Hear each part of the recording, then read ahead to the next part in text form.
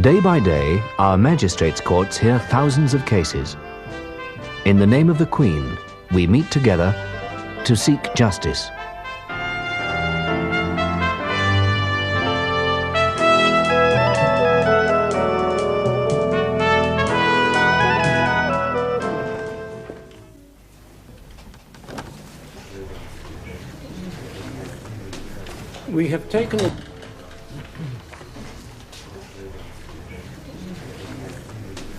We have taken into consideration the circumstances set out in your social inquiry report, Mr. Flack.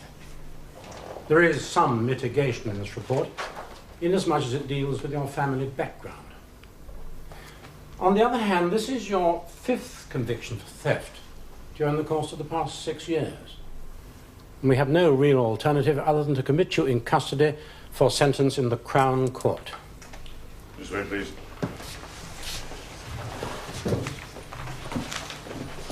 Remand in custody, Crown Court.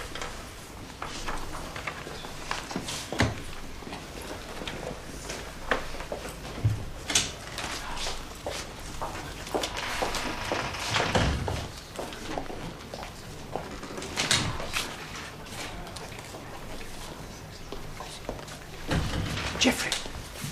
Aubrey. Haven't seen you for what, a couple of years? Must be. How are you? I thought Jeremy Luton... Yes, he's got the stomach virus. There's a lot of about. Oh, how are you? Prospering? Perspiring at the moment. Only got the brief a couple of hours ago. Been reading from the car. It can be a bit awkward when you're driving, eh? Your wife does. Bless her. I must forget to claim her expenses. No. Don't think this will take up too much of our available time. No, quite. Don't see much chance on our side.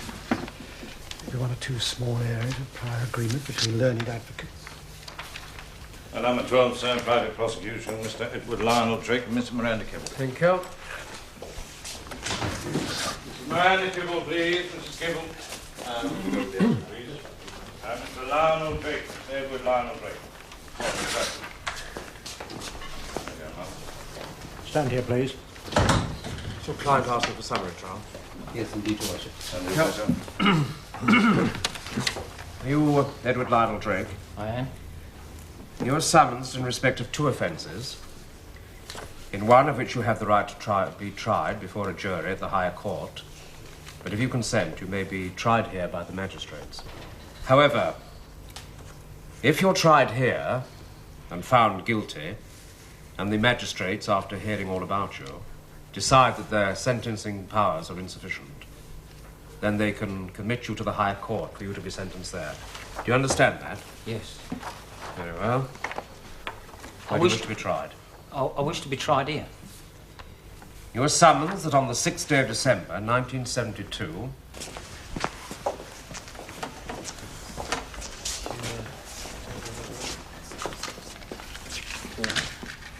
Guilty or not guilty? Not guilty. You were further summoned that on the same day and at the same place you assaulted Mrs. Miranda Kibble. Do you plead guilty or not guilty? Not guilty. You, Mrs. Miranda Kibble? Yes. There's a cross summons against you that on the same date and occasion you assaulted Mr. Edward Lionel Drake. What a rubbish. Do you plead guilty or not guilty? Not guilty. You'll sit down behind your counsel. I appear for Mrs. Kibble, Your Worships. Yes, Mr. Barnes. My learned friend, Mr. Peake, appears for Mr. Drake. Your Worships, I seek your indulgence. I appear at short notice owing to the illness of a colleague. Are you in a position to proceed? I am quite happy to proceed, Your Worships, but as all these matters relate to the same incident, my friend and I consider it would be appropriate for them to be dealt with together. Very well. Worships, the background of this case is rather complex. In that case, I trust that you and Mr. Peake will keep the complexities within bounds. I am obliged. Put simply, Mrs. Kibble's case is that the defendant, Edward Drake, willfully set fire to a caravan and a suite of chairs, the property of her husband, which were situated on land which was properly rented by Mrs. Kibble from the defendant, and when she tried to prevent Mr. Drake from setting light to the property, he assaulted her. Mrs. Kibble's own evidence will entirely refute the charge of assault made against her. And we shall further seek to show that Mr. Drake's willful act of destruction was brought about by a deliberate campaign of intimidation and harassment to evict Mrs. Kibble and her husband from the said land. Now, my friend agrees with me this sketch map will be of assistance. It shows the situation of the property. It's on a field of 2 acres, adjoining Mr. Drake's garage and Mr. Kibble's bungalow, also a neighbouring property of a Mr. Bishop. Your Worships, I think I ought to declare a little local knowledge at this point. Mr. Drake has recently commenced eviction proceedings against Mrs. Kibble, and this case is set down for hearing in the county court in the near future. If I may draw my friend's attention to the case before us, I would now like to call Constable O'Hagan as my first witness. Miss Constable O'Hagan. Miss O'Hagan.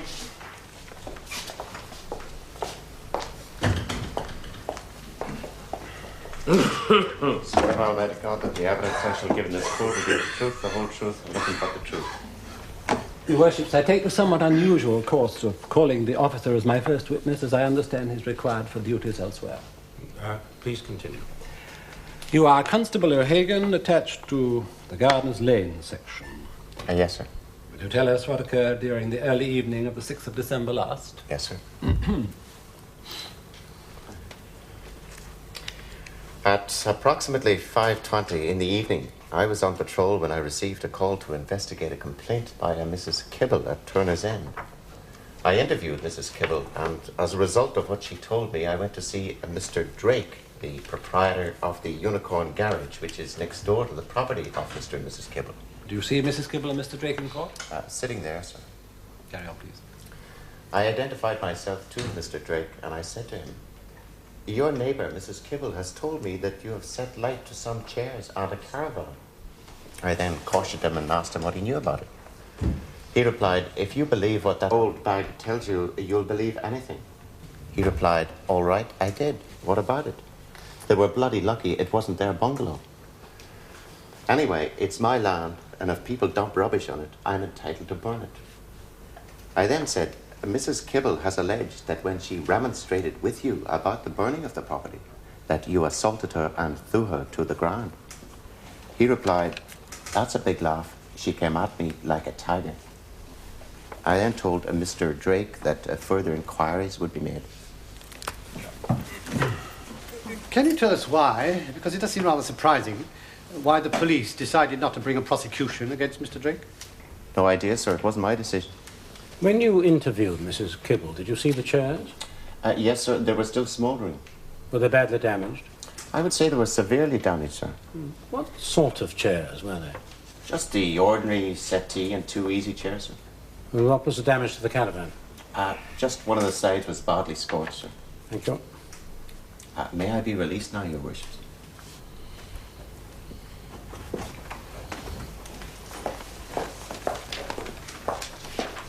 Your Worships, I would now like to call Mrs. Kibble.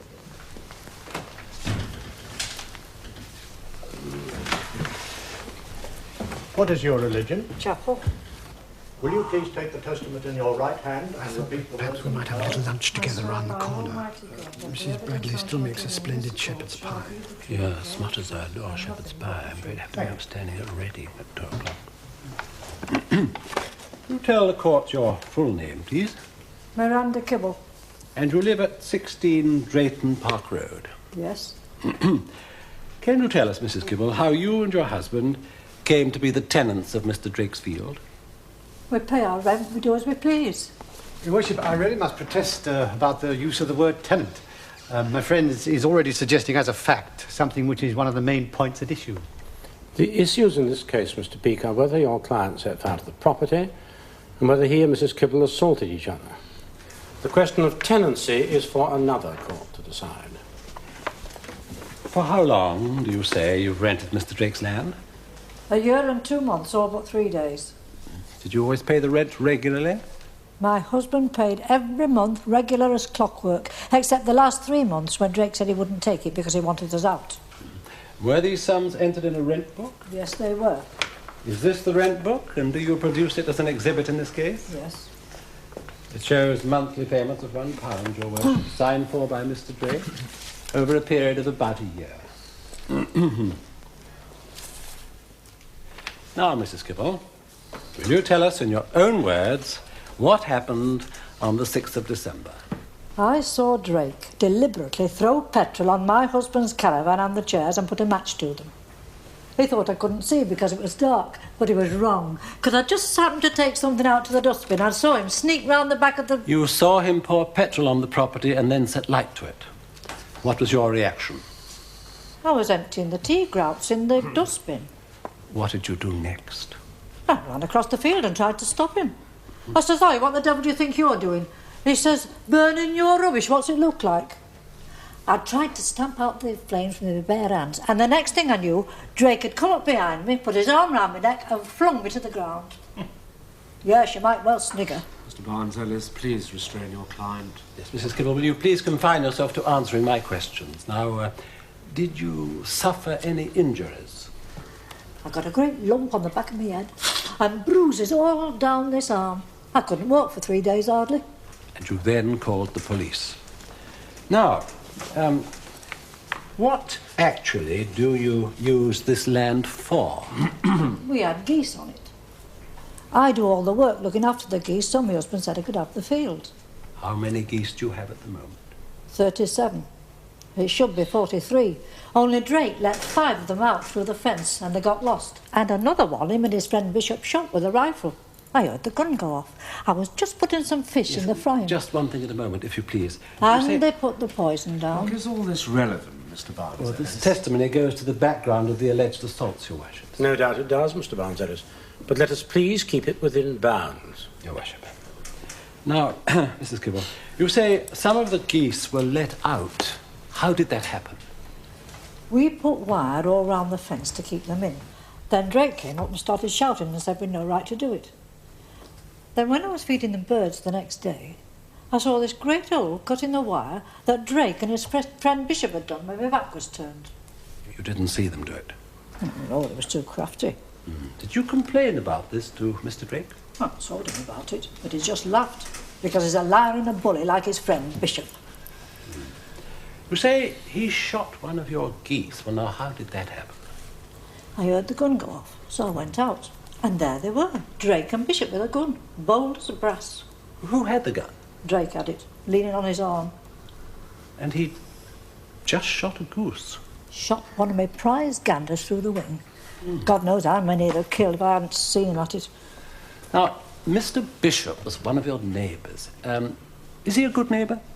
Good neighbour. I'll tell you one thing, I wouldn't like to hold his hand in a thunderstorm. He's got a filthy tongue and a filthy temper. Do you know what he did once? He accused me of emptying rubbish in his garden. And before I could say anything, he picked up a whole heap of cabbage leaves and threw them in my face. I don't know if it has anything to do with the geese, Mr. Barnes-Ellis, but we seem to be wandering about all over the place. I accept your worship's direction. I was merely seeking to lay before your worships the background of hostility and intimidation in this case. Mrs. Kibble, just one last question. Now, while you've had charge of the land, have you always kept it in a clean and tidy condition? I've kept it spick and span. Thank you. Stay where you are, please. Mrs. Kibble, you say you've been paying Mr. Drake £1 a month for the hire of the land. Now, wouldn't you agree that Mr. Drake was being extremely generous, letting you have it at such a low rent? No, I wouldn't say that at all. Drake would never give anything away. You wouldn't agree. Now, on the occasion when you say you were thrown to the ground, why should he do that, do you think? He wanted to stop me putting out the fire. Ah. Did you succeed in putting out the fire? I stopped the caravan from burning. Put it out with my hands. They was covered in blisters. Oh, good for you. So presumably you managed to beat out the flames before you were, as you say, thrown to the ground. Drake still had the petrol can in his hand. You can't deny it. Did the alleged assault take place before or after you tried to beat out the fire in the caravan with your hands? I put some of it out first. Then Drake come up and threw me to the ground, and then I got up and put out the rest. Although your arm was badly bruised? I used the other arm. Oh, you did. You say you could hardly walk for 3 days. Are you arthritic? Do you suffer from rheumatism? Yes, I do, in the cold weather. And this, after all, was in December. What's that got to do with it? You also said that Mr. Drake and Mr. Bishop put some poison down. Now, what sort of poison was it? I don't know. It was brown stuff. And why do you say they put poison down? Kill my birds, of course. You don't think it could possibly be rat poison, which is not harmful to geese? Are you trying to say we got rats? Was it, in fact, rat poison? I don't know what it was. You don't put rat poison down unless you got rats. Mrs. Kibble, isn't it really the truth that on the evening of December the 6th, when you found Mr. Drake burning those chairs, you rushed up to him and you attacked him? He did not even try to defend himself. And that you punched and kicked him so fiercely that you fell to the ground in doing so? You've been listening to Drake's lies. Any questions, sir? You may stand down, Mrs. Kibble.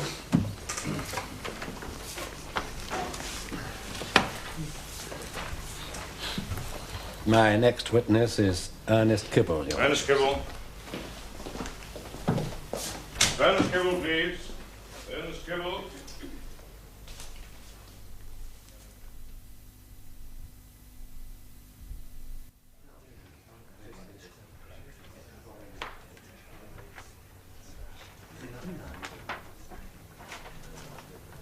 What is your profession, Mr. Kibble?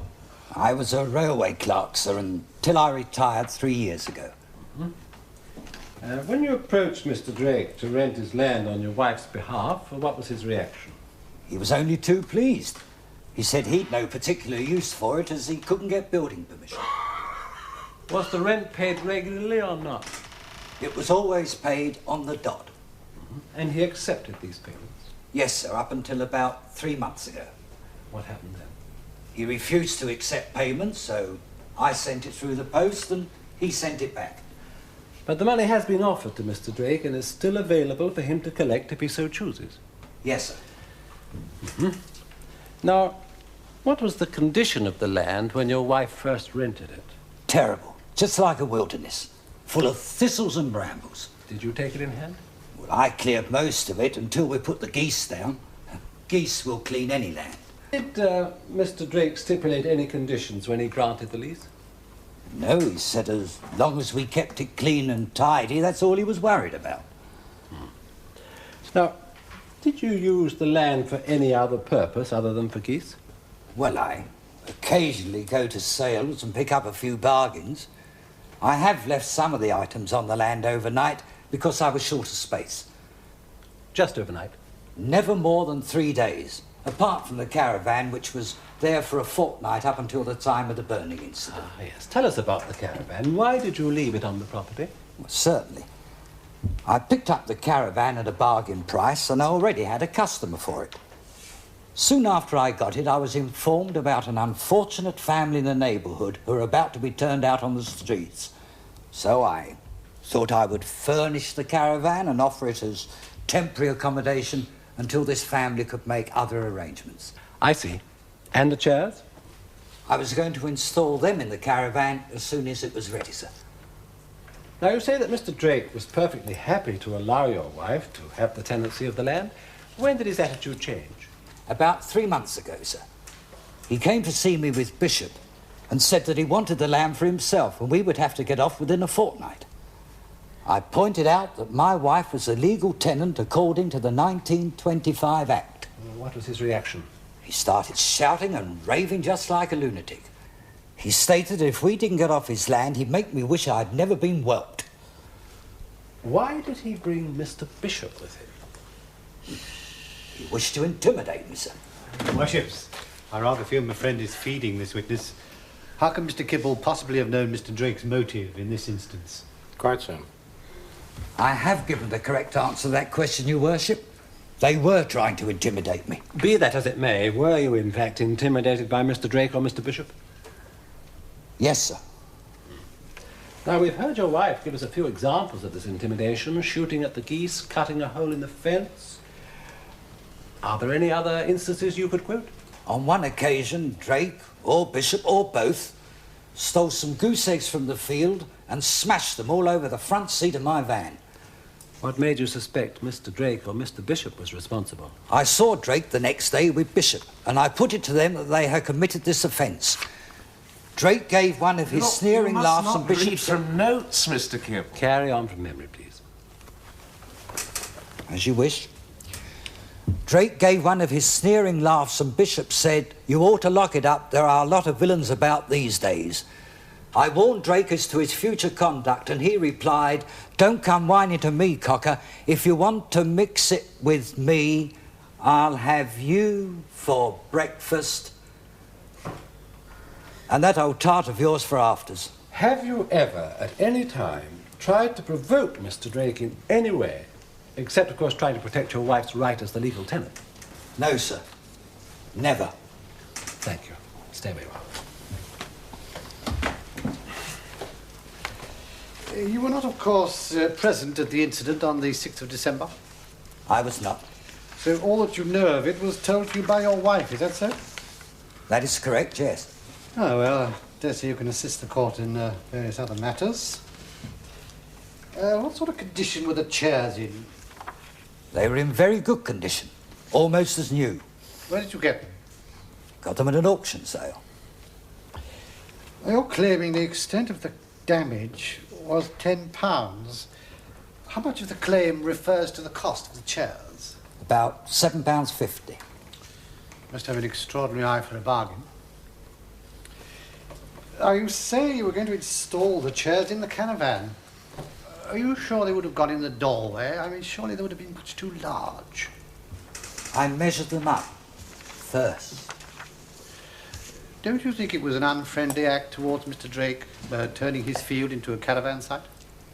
As I have already stated, and I assumed you were listening, I was preparing the caravan as a temporary refuge for a homeless family. Very public-spirited. Did you inform Mr. Drake of these plans? No, I didn't consider it necessary. You didn't say to him during the altercation about the goose eggs, if you don't behave yourself, you'll wake up and find a few diddy-coys on your doorstep? I did not. Did you, in fact, originally dump the chairs and the caravan on the field as a deliberate affront to Mr. Drake? I did not. Did you suggest to him that you would turn the field into a caravan site for odd vagrants in order to provoke him further? I did not. Have you, over the last few months, persistently provoked and goaded Mr. Drake by turning his field into a squalid dumping ground?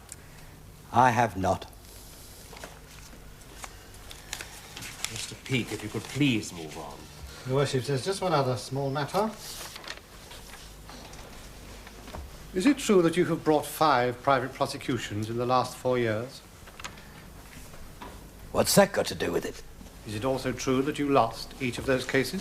Your Worships, my friend is attacking the character of this witness on a matter which is completely irrelevant to these proceedings. Your Worships, I'm trying to show the character of this witness as being responsible for persistent and frequent prosecutions in the past. You may continue, Mr. Peake, but please be brief. Will you answer the question? Is it not true that you were unsuccessful in each of these cases? The question is irrelevant and impertinent. It is the privilege of every citizen in this country to bring private prosecutions. Look, you must answer the question. I refuse to answer the question. Well, if you refuse to answer, the court must draw its own conclusions. Is it true that the last time you applied for a private summons, your application was rejected because of your frivolous prosecutions in the past? I refuse to answer.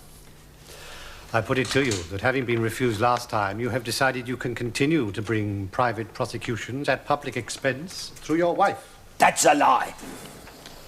Thank you, Your Worship. You may stand down.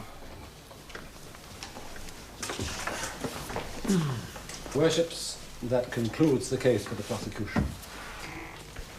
For the chairman's signature, sir. Oh. Incidentally, I met an old friend of yours the other day, Peter Cuthbertson. Oh, Peter. What's he doing? He's doing very well, actually. He's become a recorder somewhere up in Lancashire. Really? Your worships, perhaps I could dispense with the usual opening at this point, since I'm sure your worships will already have seen the state of relationships between the parties. Very well. I will call my first witness, Charles Reginald Bishop. Charles Reginald Bishop. Mr. Charles Reginald Bishop, please. Bishop. Charles Reginald Bishop. What is your religion? I see. Will you please take the testament in your right hand and repeat the words on the card? I swear by Almighty God that the evidence I shall give in this court shall be the truth, the whole truth, and nothing but the truth. Thank you. You are Charles Reginald Bishop of 18 Drayton Park Road, Turner's End? That's right.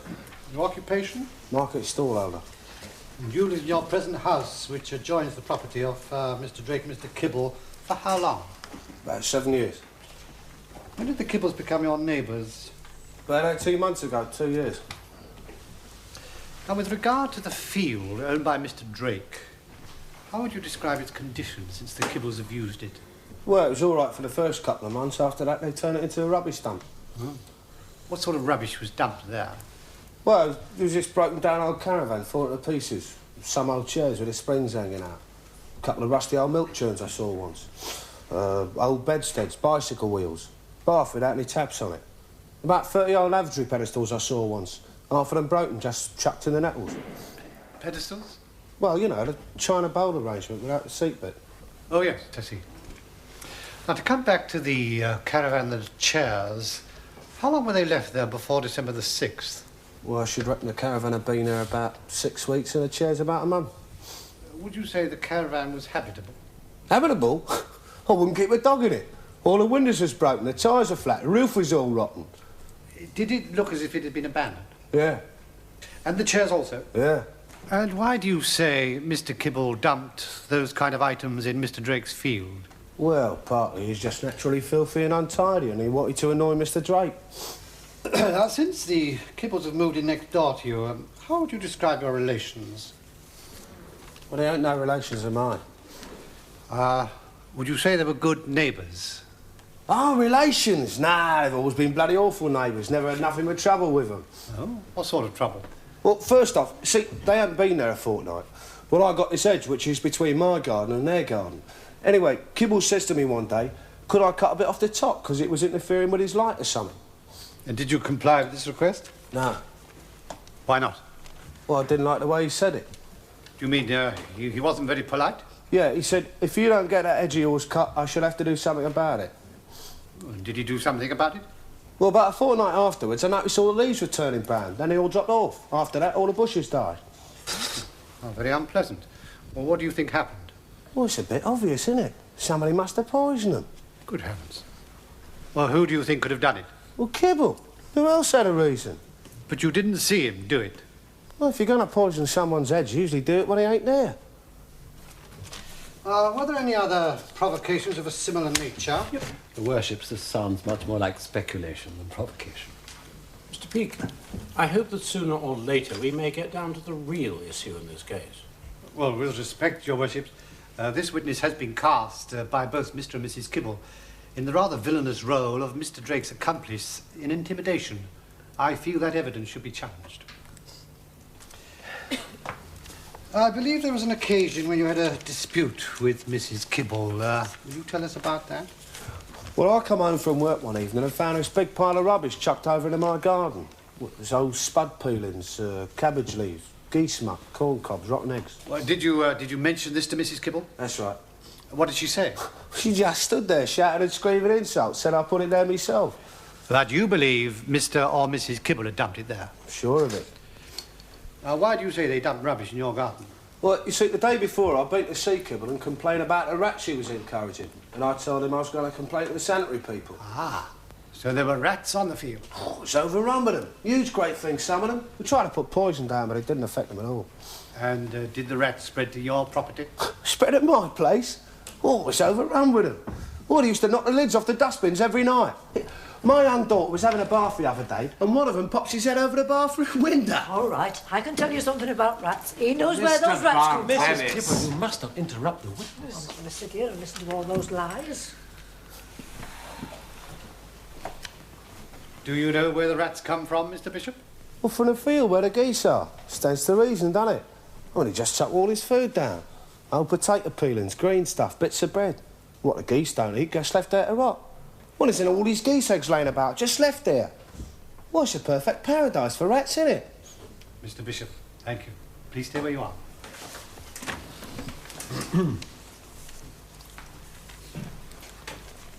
Are you a close friend of Mr. Drake's? No, we're just acquainted, that's all. Do you go out drinking together? Well, I sometimes have a jar with him if I see him in a boozer, yeah. This happens quite frequently, does it? What do you mean, frequently? Do you drink with Mr. Drake, say, twice a week? I don't know, about once a fortnight. Anyway, what's that got to do with it? Let me repeat my earlier question. Are you and Mr. Drake close friends? No, I told you we're just acquainted. Has he got cloth ears or something? Mr. Bishop. No, Mr. Bishop. There's nothing wrong with my hearing, I can assure you. Did you at any time agree to assist your friend Mr. Drake in a deliberate campaign of harassment and intimidation for the purpose of evicting Mr. and Mrs. Kibble from the land they'd rented from Mr. Drake? Oh, look, you're just talking nonsense. Please answer the question. No, I didn't. Why did you throw cabbage leaves at Mrs. Kibble? I did not throw cabbage leaves at Mrs. Kibble. I just grabbed a handful and chucked them back in her garden. She dumped them in mine, so I thought I'd return a compliment. I'm glad you used the word compliment. Yes. Do you have any proof that Mrs. Kibble put them there?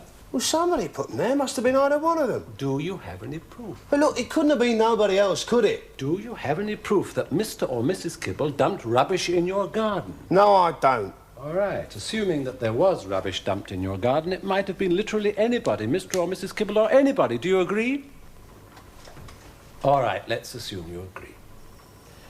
Now then, when you threw the cabbage leaves, did some of them hit Mrs. Kibble? No. Well, perhaps a couple might have brushed her arm, yeah. Did you intend to injure her? You can't do much harm to anyone with cabbage leaves. Will you kindly answer the question? No, of course I didn't. Why did you throw them at all, then? Well, she was giving me some aggro, wasn't she? In what way was she giving you aggro? Well, she said something about I was a liar and a liar and a criminal and ought to be stuck inside and left there to rot. Why do you think she called you a criminal? Your worships, I think my friend is sailing very close to a rather foul wind. Will you please move on, Mr. Barnes-Ellis? Look, I've had a few motoring offences, that's all.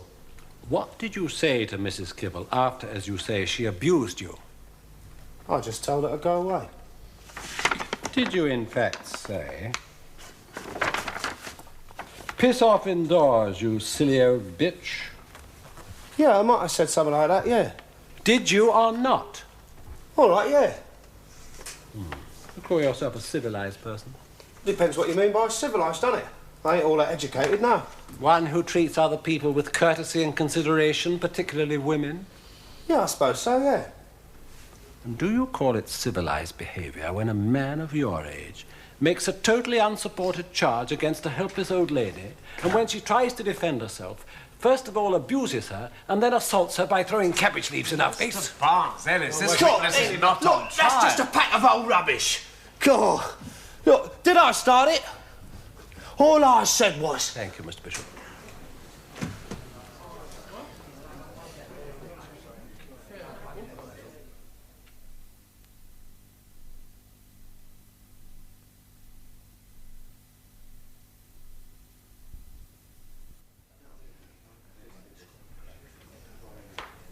Thank you. Now then, tell us about the caravan that was parked on your field, Mr. Drake. Why did Mr. Kibble put it there? Did you ask him? Yes, sir. I asked him when he first stuck it there. He said he was going to repair it when he had the time. And did he make any effort to do so? He never touched it. Or did you make any further representations? I did, sir.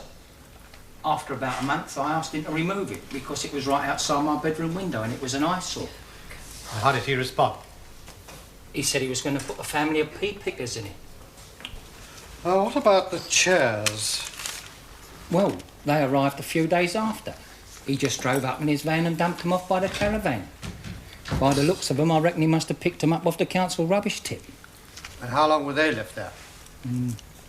About a fortnight, give or take a day. They was just left out in the rain and they started to smell. Really? Was it an unpleasant smell? Oh, yeah, it was very unpleasant. Can't really describe it. It was the same sort of thing as, well, you know, old mattresses. And what with that and the bad eggs and all the other stuff. Yes, I can well imagine. So, what action did you decide to take? I decided to burn the chairs for reasons of hygiene. I see. Now, this was on December the 6th. Yes, sir. Will you describe what happened on that occasion? Well, I'd been on a breakdown job. I got back about 5 or just after. When I got home, I found my wife in tears in the bedroom because she couldn't stand the sight of that rubbish no more. So I got hold of a can of petrol and poured it over the chairs and set fire to them. Which you felt you were fully entitled to do as the owner of the land. Yes, definitely. And what happened then? Well, Mrs. Kibble came running across the field in a highly hysterical condition, swearing and shouting and waving her arms about. She come straight up to me, knocked the petrol can out of my hand, and then she started to punch me chest and try to kick me. And did you try to retaliate in any way? No, sir, not at all. I never raised a finger. Well, after that... shall I carry on? Yes, please do. Well, then I stepped back and she fell over. She sat on the ground swearing and carrying on. She said I'd broken her arm. And then she got up and said she was going to fetch the police and the fire brigade. Well, she obviously fetched the police. Did the fire brigade arrive? Yes, sir. The fire engine turned up and 2 of them went over and looked at the chairs. And they just laughed and walked away again. Did you also intend to set fire to the caravan? No, sir. You see, what happened there was, when I was pouring the petrol on the chairs, a bit of it must have splashed up against the caravan. So that when I set fire to the chairs, 1 or 2 of the flames must have just sort of flickered up against the caravan. Without causing any serious damage? No, sir. It just blistered the paint. It was all flaking off anyway. And did you see Mrs. Kibble try to stop the caravan from burning? No, she never touched it. Went out of its own accord. Died of inertia, as it were. Did you try to put out the fire in the caravan? No, sir. You say you accidentally spilt petrol over the caravan, and yet when it was burning you did nothing to stop it. Well, there was no need, sir. I could see it wasn't going to take hold. Mr. Drake, we've heard from Mr. Bishop that there was a serious problem concerning rats on the field. Can you help us on that subject? Rats? The field's alive with them, galloping about all over the place. And did you try to stop this infestation? Oh, I put some poison down, but it didn't make no difference. They just lapped it up. Did you try anything else? Yeah. I went out and shot a few with a 410 shotgun. Were you successful? I shot 7 in half an hour. And did you inform Mr. Kibble? I told Mrs. Kibble. I went over to her place and showed her one I just killed. And what did she say to that? She reckoned I'd got it from somewhere else. She said it hadn't been shot at all, it had died of old age. Did you happen to hit one of the geese while you were shooting at those rats? No, sir, not at all. I mean, I'd have to be a bit blind if I couldn't tell the difference between rats and geese. Now, tell us about the occasion when Mr. Kibble first approached you about the use of the land. Do we really need to go into this, Mr. Peake? Your Worship's permission, I think it's rather essential.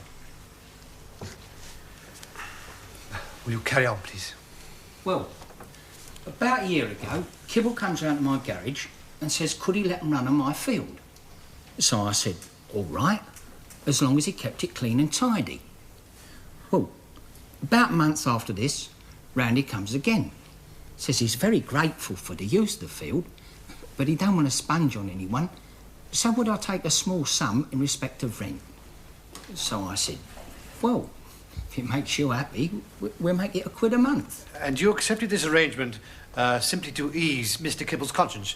You had no intention of making a contract of any kind? None at all, sir. And did he pay you the £1 each month? Yes, sir, that's correct. Well, the next thing that happens is Randy comes with a rent book and says, would I sign for the payments because he's selling the goose eggs and he wants to claim the rent on the income tax expenses. I don't think I've ever tasted a goose egg. So you sign the rent book each month on receipt of the pound just to humour Mr. Kibble? Yes, sir. And it didn't occur to you that the Kibbles were trying to establish a claim to be considered as the rightful tenants? Well, not at that time. Kibble was very smarmy to begin with. He was always giving us stuff, odd bits of furniture, sacks of sawdust. He gave us a goose once, but it was so tough we couldn't eat it. What does one do with a sack of sawdust? You put it on the garage floor, it soaks up the oil. Do please move on, Mr. Peake. Your Worships. When did you first have cause to complain about the state of the land? After about 5 months. I noticed the geese had gone from a dozen to about 60. Then after that, he started dumping junk all over the field, and it got more and more filthy and disgusting. There was one time I walked round there... Yes. Now, did the Kibbles receive your complaints with any sympathy? Sympathy? All I ever got off either of them was insults and provocation.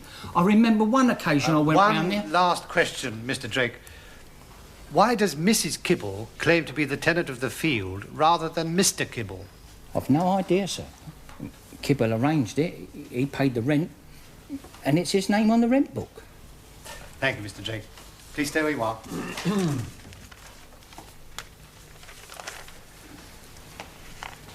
You say that when you set fire to the chairs, Mrs. Kibble ran towards you in a highly emotional state. Yes, sir. If you saw someone setting fire to your property, would you feel emotional about it? Not if it was just some old rubbish, no.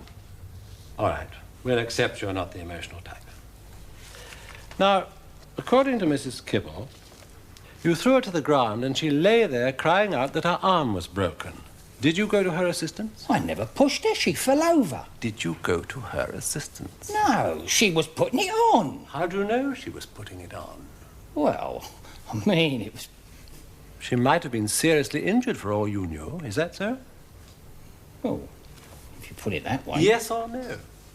Well, yeah. Now, with regard to the chairs, I understand Mr. Kibble told you he was going to install them in the caravan. Is that so? Yes, sir. So you had no reason to think that they were dumped or abandoned? No, I don't agree with that at all. He just dumped them there to annoy me. Did you, on one occasion, smash eggs in Mr. Kibble's van? Oh, no, sir. That was just a bit of a joke. You see, these geese was laying eggs all over the place. They wasn't being picked up. They was going rotten. Well, one day I picked one up, and then I happened to notice Kibble's van standing there. So I wrote a message on the egg and left it on the seat of his van as a sort of a friendly hint. I mean, if it got smashed, he must have sat on it. What did you write on the egg? Oh, I don't know. Can't remember. First thing that came into my head, happy birthday or something like that. Are you seriously telling us that you wrote happy birthday on a goose egg and left it on the seat of Mr. Kibble's van? Yeah, it's the honest truth. You've complained about provocation from the Kibbles. Did you not, with the assistance of your friend, Mr. Bishop, cut a hole in the fence, shoot at the geese, smash eggs in Mr. Kibble's van, and carry out a campaign of bullying and intimidation in order to evict the Kibbles from your field? No, sir. Definitely not. Any questions, sir? Thank you, Mr. Drake.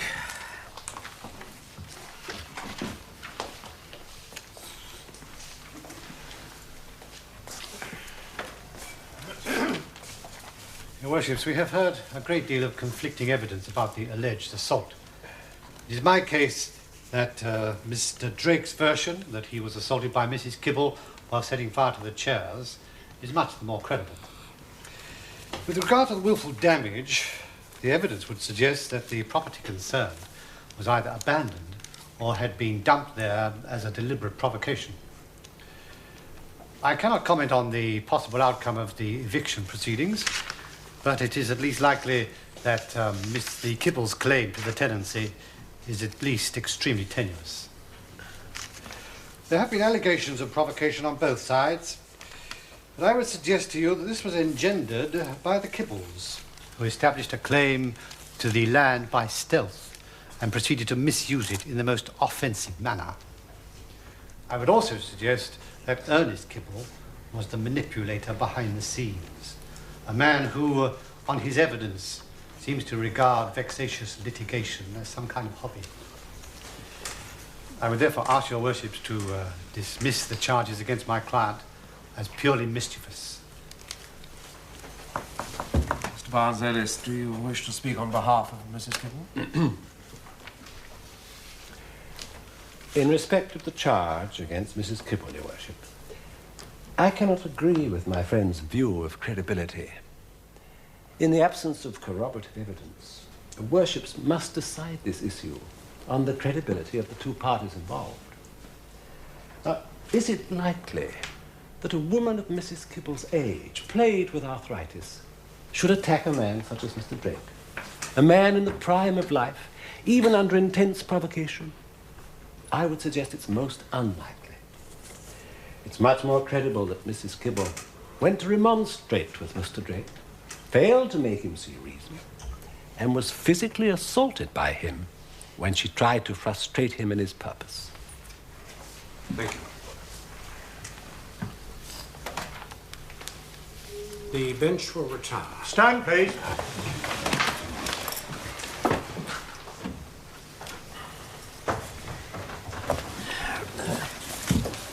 I thought your chap had lost the day until you brought up that vexatious litigation business. Yes, well, you see, I had dealings with the fellow before. Excuse me, sir. We've had your clerk on the phone. Oh, yeah? He says that your case at Reading this afternoon is adjourned, owing to the indisposition of the judge. Thank you. Ah, good, splendid. We can lunch after all, then. Oh, it's an exercise. Look, it's after past. Can't we get the next one in? What is it? Driving without insurance? Sorry.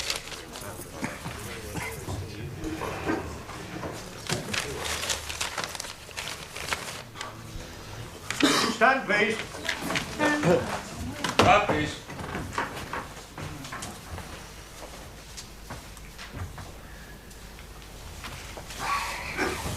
Remain standing, please.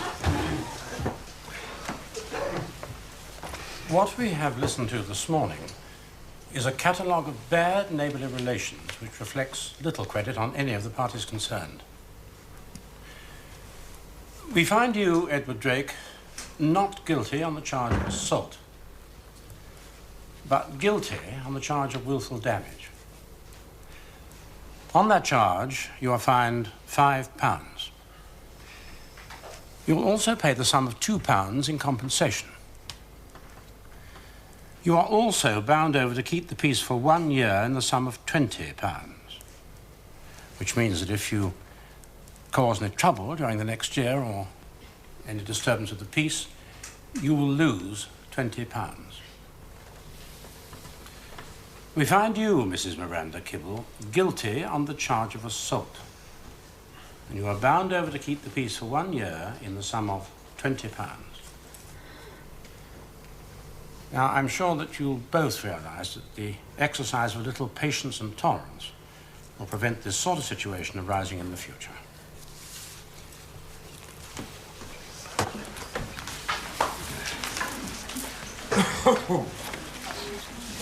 Thanks a lot anyway.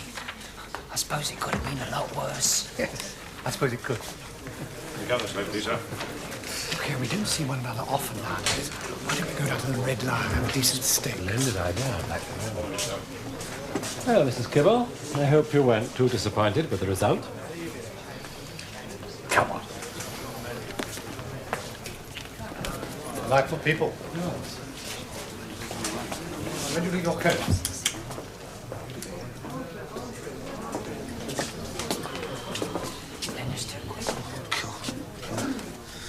All right, hang on.